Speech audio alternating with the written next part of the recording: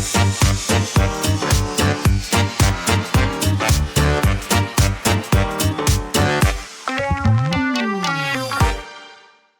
everybody, I'm Sky, and thank you for joining another episode of What Keeps Me Up Solving TV Mysteries. Today we're going to tackle the biggest mystery in TV show history. And what mystery is that? Well, it just happens to come from my all-time favorite show, The Big Bang Theory. And one of the biggest mysteries of the show surrounds Penny, specifically her past and how she ended up in Pasadena.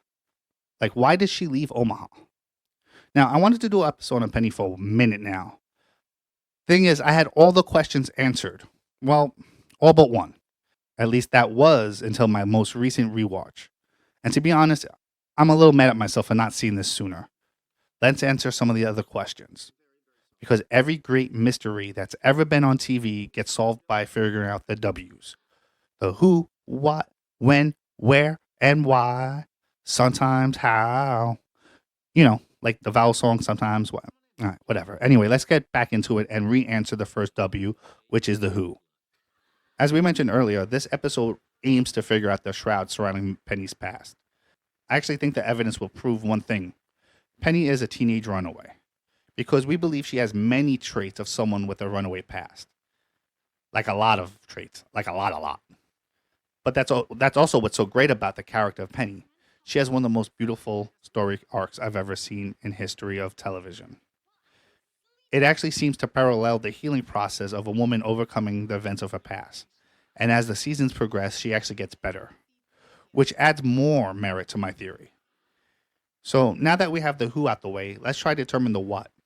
As I said earlier, I think Penny is a runaway teen. There's actually evidence of this to come later, and she's about 17 years old. And this was the age Penny finally decided to leave her dysfunctional family. And this is important for my profile of Penny, actually. Because did you know many runaways are female, particularly within their age of 18 to 17 age group? And they generally leave because of dysfunctional families. And so far, this matches Penny perfectly.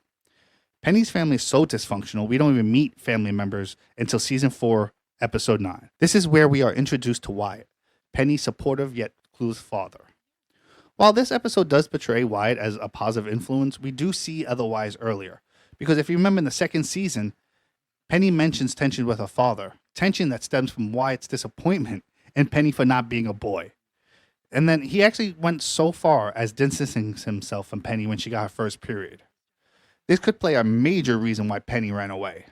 It's impressive by season 4 that they seem to be able to mend their relationship. What's not so impressive is the length it seemed to take to repair the relationship of Penny and her mom. We don't even see her mom to the premiere of season 10. And then when we do, we meet a woman who seems to be overly bearing and meddling. She criticized Penny and her own family. Like she spent the whole episode trying to hide the fact that their family was trailer trash. And they're academics and intellectuals, and I don't want them thinking we're white trash. Well, what color trash do you think they'll believe? I think understandably shows more problems with Penny. Like, why would you want to be from a family who's disappointed in themselves all the time? And honestly, maybe Penny's mom's still mad at her for leaving. Because honestly, if this is how it is now, it must have been way worse 14 years ago, which is when she didn't even live in Pasadena. And then speaking of Pasadena, let's head over to the pilot. This is where we actually see Penny meet the guys and get invited over for lunch. This is also where we get our first info on Penny. Now, she does mention things like her birth sign, but no birthday. But there was an article written by Lena Lemure called How Old Penny Is at the Beginning and End of Big Bang Theory, published on August 12th, 2022 on ScreenRant.com.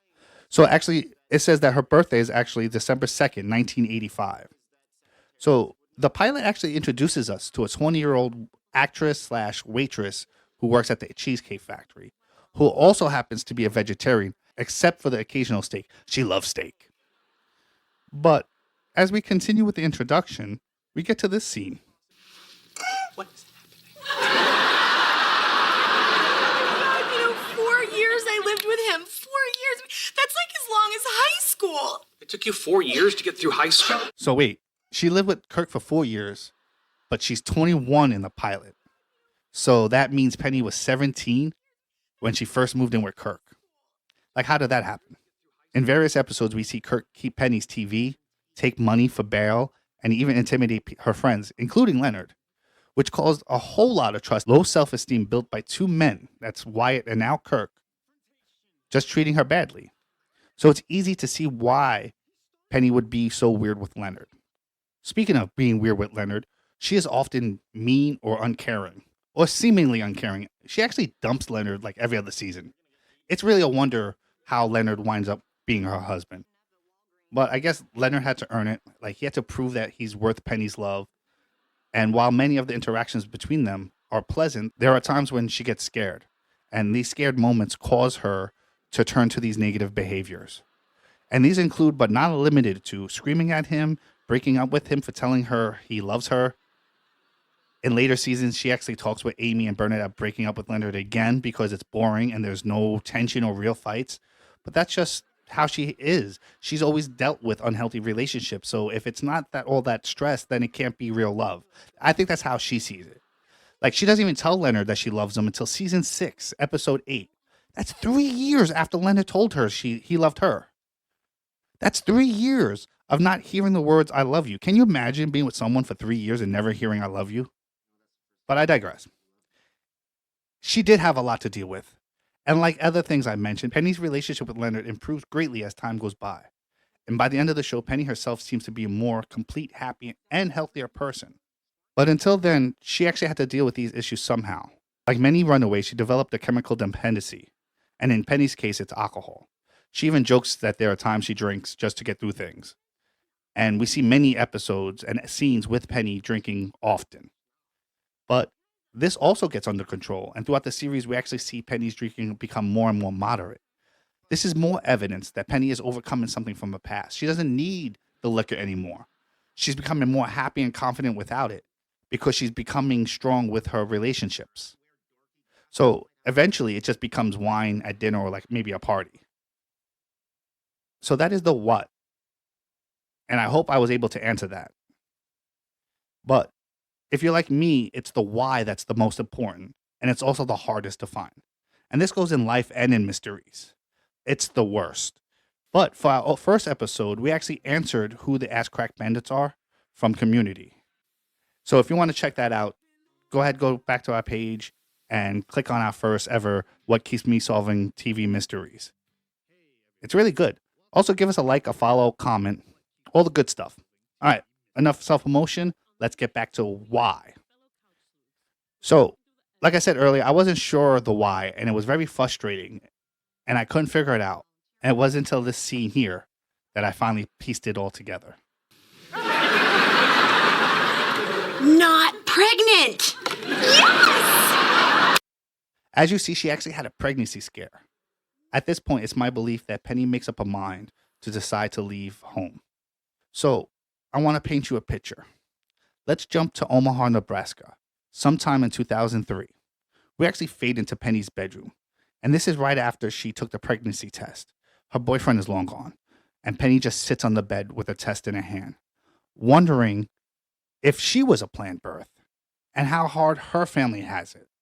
Penny then thinks about all the times that her father ignored her, and then she remembers all the time that her mother criticized her and wanted to give her bad advice. Now, as Penny sits alone, she stares down at the pregnancy test. She's starting to realize how close she was to losing all her dreams, living in this boring world of Nebraska. And it's actually this realization that caused a tear to stroll down Penny's cheek. She clenches the test and lets out a piercing scream, one that says she's free. She goes around and collects every dollar, coin that she can scrounge up. And by the time she gets to the door, she stops one last time and softly whispered goodbye, slamming the door as she leaves. She runs to the bus station hoping for anything going to the direction of California. And she's lucky because the last bus is heading towards Pasadena, which is only 11 miles away from LA. So off runs a 17-year-old Penny into stardom. Unfortunately, as she steps off the bus, because this is where she finds Kurt. Somehow she keeps living with him for 4 years. Then one day she meets her husband-to-be. And as the series progresses, we notice that Penny is getting over her dark past. All right, let's switch back to the pilot. This is where she meets her future husband, Leonard. And as the series progresses, we notice that Penny is getting over her dark past. She builds self-esteem, support, and eventually happiness. All the characteristics she portrays in the series, such as the defense mechanisms and the trust issues, indicate a harsh life because she had to run away. The thing is, Penny heals. With the love and support of her friends, and finally that of her family, she overcomes her demons. And it seems that the past of Penny is actually much darker than we thought. But she sure is hopeful and resilient, isn't she? Let's take comfort in knowing that Penny has beaten her demons, because you can too. So if you struggle with your own darkness, don't forget, you're not alone. We're all here for you. And as we go, I just want you to remember one thing. Check on your friends, check on yourself, and everyone deserves love, especially you. Good night, everybody.